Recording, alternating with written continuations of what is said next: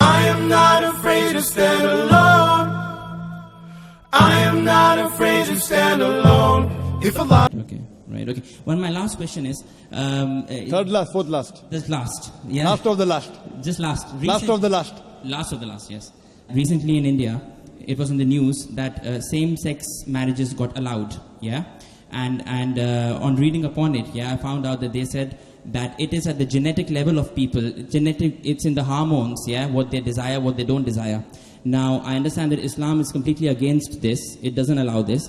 But what I'm saying is, if someone's got that at a genetic level, yeah, and it's his choice, very good question. and he was born with that kind of tendency, and yet Islam chooses to punish him on something that he was born with. I agree with you. So God it sounds illogical. Yeah. So God made him like that, and God is punishing him for that as well. Brother asked a question that recently in India homosexuality has been permitted, not permitted, but the law says it's not a big crime that was there in the Indian constitution. Yeah. They have softened it, not permitted yet. Yes. It is a court case that took place in Delhi. It's not a law yet. Yes. There's a hue and cry yet. There are many organizations fighting against it. So it's not a law. It's a law in Canada, in USA, in UK, not in India yet. Right. Okay. Yeah. And today there are some scientific research that say that homosexuality is genetic. Yes. Yes. So the brother asked the question, if homosexuality is genetic, then who's to blame? How can you consider it to be a sin? Very good question. Yes. This research was done earlier, a few years back, and later on, what was found out that this is totally false. Right. And the person who propounded this himself was homosexual. Right. Okay. So there's no scientific proof yet. It's an assumption. Right. Science doesn't testify yet that homosexuality is genetic. Right. In fact, Quran says in Surah Araf, chapter number 7, verse number 81, which says that, do you have lust for men more in preference to women? To homosexuality. Yes. Talking about Qawm Lut. Yes. It is prohibited in the Bible also, talking about Lut alayhi salam. Yes. Also in the Quran it is prohibited. Yes. Homosexuality is prohibited completely. Right. It is the assumption that it's genetic. It's not genetic at all. How does it happen? I'll tell you. Yeah. The psychology, they tell us that once you overdo a thing, you start losing the pleasure. Right. So what God has permitted the normal sexual way of life, you start overdoing it. You start doing unnatural things. Right. What God has permitted natural things, you do unnatural. You start doing from the reverse side. So once you get fed up of doing it so often, that's the reason scientific research says a person who has no extramarital affairs enjoys the sexual life with his wife and husband the maximum. Yeah, but this tendency is found in small children. I mean, I'm telling you. Yeah, so I mean, they have not got married yet or tasted it. Let me complete. Yeah, yeah. We'll come to children later on. First I'm talking about the adults. Yes. How it comes in children, I'll tell you it. Okay. So what happens is once you start overdoing it, you want to enjoy more. So that thing what is normal doesn't excite you any longer. Then you start doing unnatural things. It's not genetic. Right. Talking about children. Yeah. How it comes in children. It doesn't just come out from birth. It's not from birth. Yeah. Because they watch pornographic movies. Right. They watch blue films. It's haram. The parents, the way they behave in front of the children. All this has a psychological impact on the child. Right. Don't tell a person who's born, then he starts becoming homosexual. It's not like that at all. It's Right. a misconception. Right. Scientific research doesn't say that. Right. Okay. It is because of the overexposure. Now children watch the blue films. Yeah. The channels, free to air. There are more pornography channels than other channels. Yeah. Very good money. So because of the media, that's how when they see on the channel, they start emulating and that's how they divert. Right. Who's to blame? The channel. Right. Why did the parent allow them? Right. Okay. So they will be responsible for that. Right. Okay. Okay. That answers me. That's fine. One thing you said was that Brother, God has to be. Last of the last question. Yeah. God has to be logical. You said, yeah. So why did Not God has to be logical. God is logical. God is logical. Okay. So why did He choose, taking into account Islam is the correct religion? Why did He choose to bring you into this world in Islam and so many others in a different religion? So that means He's being partial from the birth. Very good. Very good question. Brother asked the question that some people are born in Muslim family, and a person born in Muslim family, chances Muslim, born in non-Muslim family, non-Muslim. So why is God impartial? Maybe if you were born in a Muslim family, you would have been a Muslim. Yes. Correct? Yes. Very That's good how question. it usually goes. Very good question. The criteria to go to Jannah is not to be born in a Muslim family. Our beloved Prophet Muhammad said, every child is born in Din al-Fitr. He's born as a Muslim. He submits his will to God. Later on, he's been influenced by his parents, by his elders, by his teachers. Then he starts doing idol worship, fire worship. He converts. Therefore, when a non-Muslim becomes the Muslim, the more appropriate word is revert rather than convert. He comes back to the original faith.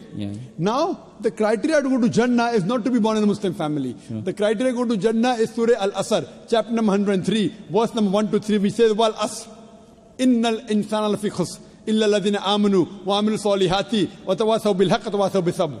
That by the token of time, man is very in a state of loss, except those who have faith. Those who have righteous deeds, those who exhort people to truth, and those who exhort people to patience and perseverance. The criteria to go to Jannah is all four things. Iman, righteous deeds, exhorting people to truth, exhorting people to patience and perseverance. If a person is born in a Muslim family, the first criteria, the chances are more. Not the remaining three. Fine? Now you may be born in a righteous family, but not having Iman. I don't know. Yeah, but I mean, why was he born in a Christian family or a Hindu family? You know, he should be born. I mean, it's more likely that he gets the other things easily. There are four things to go to Jannah. If a person is born in a Muslim family but does not have righteous deeds, does not do dawah, he'll go to hell. Yeah, okay. He will not go to heaven. Only by having a name, Zakir, Muhammad, Abdullah, Sultan, will not take you to heaven. Even practice is important. You may be born in a family which has righteous deeds, but may not be having Iman. So everyone has different combinations. But Almighty God says in Surah Fusilat, chapter number 41, verse number 53, Sanurihim ayatina fil afaqi wa fi anfusihim hatta yatabayyana annahu al-haq. Soon we shall show them our signs in the furthest regions of the horizons and into their soul until it is clear to them that this is the truth. So Allah takes it upon himself that to every human being he'll put in his heart directly that this is the truth. Like how God sent me to put it directly into your heart here. Correct? So you mean to say there is no advantages? No, there are advantages. So it's a big advantage. You got everything very easy.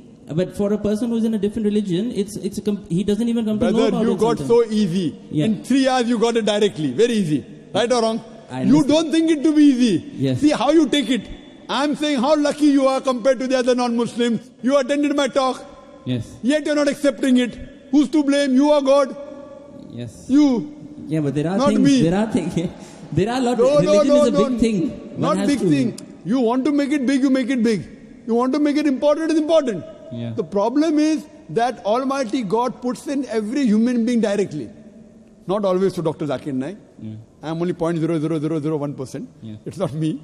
Some through me, some through others, some directly. So on the day of judgment, you cannot complain to God. At least you cannot complain. You cannot go and tell God, I didn't know about Islam. I cannot. You cannot. I cannot. Because you may be having more knowledge of Islam than many Muslims born in Muslim families. Because the way you're quoting Quran, the way you're asking me question, I'm sure.